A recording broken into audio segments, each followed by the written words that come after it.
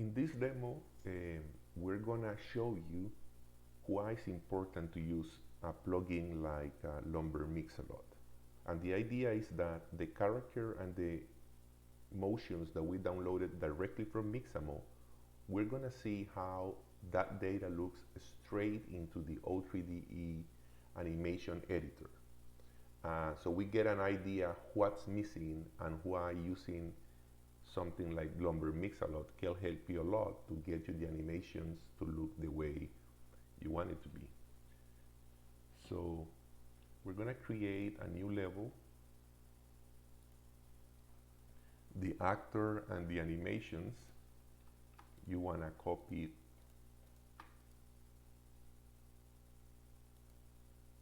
Go to your game project.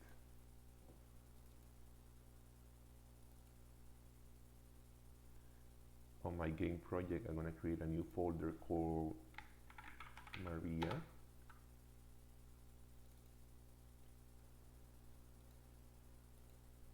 So we're going to go to the asset browser. We're going to look for the actor called Maria. We're going to double click on it. Where it says physics, we don't care about any of this data at the moment. And I think for actors we will never care. There is apparently some motion data. We don't care about that. Let me try picking this as the new. So here is the first problem you're gonna find, and it is particularly this error where it says cannot add another stream buffer info, maximum of 12 already reached.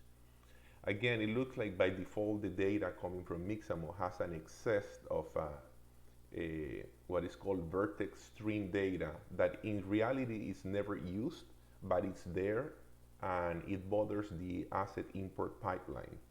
So that is one of the first things that we're gonna learn with Lumbermixalot, that when you import an actor in Blender, it's gonna clean up all the excess data that is not used, and it basically shows now it's easy to understand that if you just download a Mixamo character, it's just not gonna work.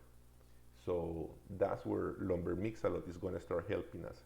So let's try to get the character set up.